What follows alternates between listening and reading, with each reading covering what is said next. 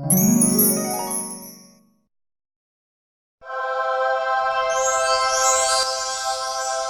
morning. It is almost 7. I'm just getting up for the day. Got a good night's sleep. I normally sleep in a lot later than this, but I just couldn't sleep in any longer. So I'm going to get ready, make myself a pot of coffee, and let my little dog out to go potty and let him do his potty thing. And then I will talk to y'all here in a bit.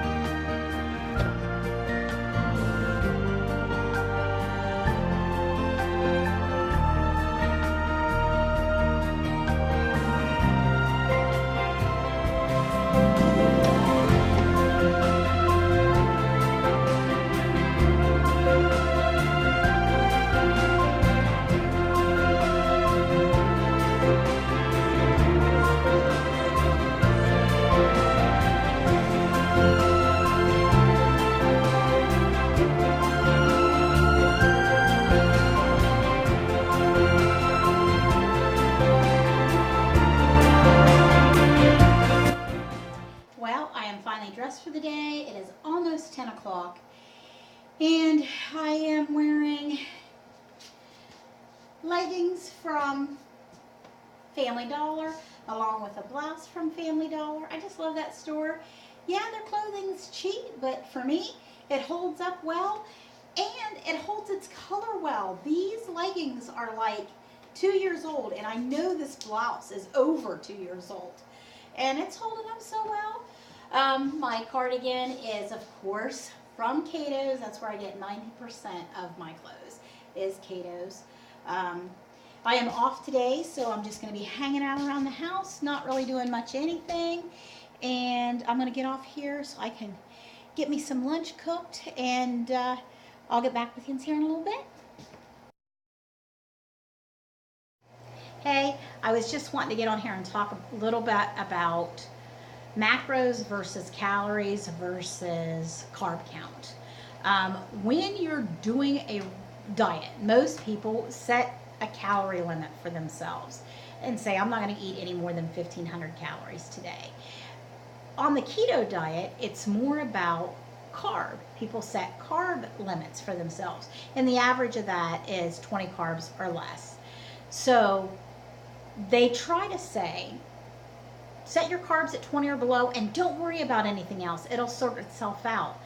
But when you're coming from a standpoint like I was, where I have an eating disorder, I'm a binge eater, I can pack a lot of food into this body.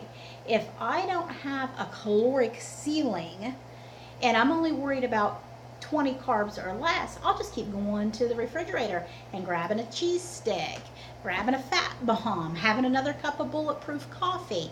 So we really need to pay attention to both. Eat at a carb deficit, 20 carbs or less, but pay attention to a caloric ceiling for yourself so that you're not sitting here, I'm trying so hard, why am I not losing weight? And here you're having 4 and 5 cups of bulletproof coffee in a day, along with breakfast, lunch, and dinner. So a lot of people say don't pay attention to macros. macros is your ratio of carbohydrate, protein, and fat. So for me, I pick 5% carbohydrate and 15% protein, then 80% fat, and that comes up to 19 grams of carbs in a day and 1,500 calories, and it's working perfect for me. Now, let's say I stall out. What I'm going to do first for that stall is I'm going to try to increase my caloric intake. And I know that seems counterproductive, but really it's not. Sometimes we just need to trick our body to make it think that food is abundant, because our body is very, very smart. It noticed we're reducing calories. It's going to reduce its metabolism to match what it thinks is available for us to eat. So if we increase that by 200 to 300 caloric values in a day, our body's going to say, hey, I can dump the fat. She's good. She's got plenty to eat. So before I reduce, I'm going to increase. But I'm not going to change my macros. I'm just going to increase how many calories I'm eating, but keep my macros at that same 5, 15, and 80.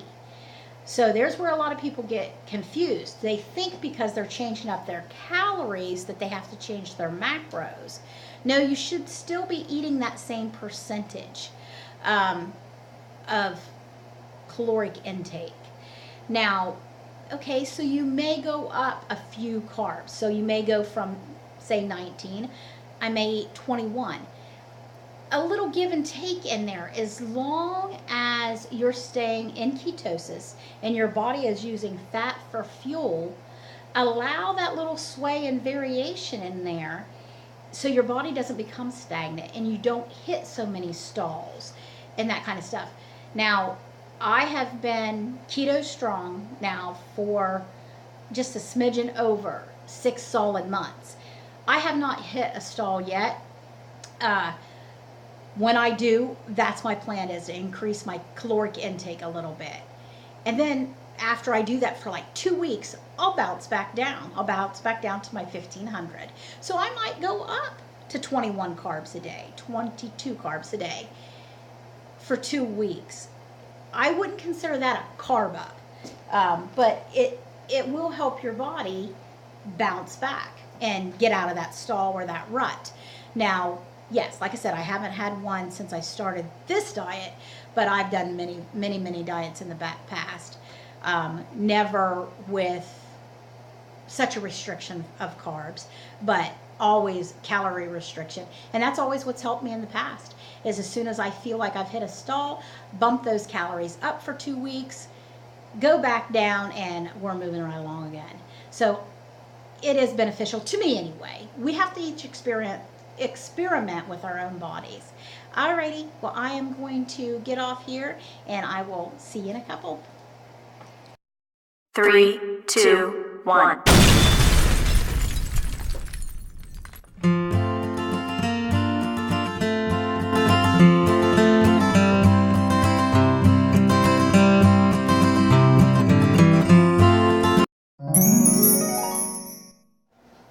Hello, we're coming to the end of Vlogmas Day 7, and I just wanted to cover what all I ate today. I stayed on point. My macros are right within the proper ratios. I had 2 cups of coffee for breakfast, and lunch I had some leftover barbecued pork with grilled Brussels sprouts and a little side salad with ranch dressing. And then for dinner, we had shrimp Alfredo over a bed of broccoli with a little bit of bacon bits and green onions to garnish the top of it. It was really good. Oh my goodness. Can't say we don't eat good on keto, let me tell you. I have never been more excited about food. Everything even just tastes better to me. That was the first time I'd ever had something like that. I've had, of course, Alfredo over pasta many times, but just that bed of broccoli, it sounds boring, but it's just like a flavor burst in your mouth. It was really good. And then for snack tonight, I just had a little cheese and beef bites, beef stick bites, and that's about it. Numerous cups of water, my Ketorade, a gallon of water basically, and the Ketorade. So I'm going to wrap this up and I will talk to you guys tomorrow. Thanks for listening.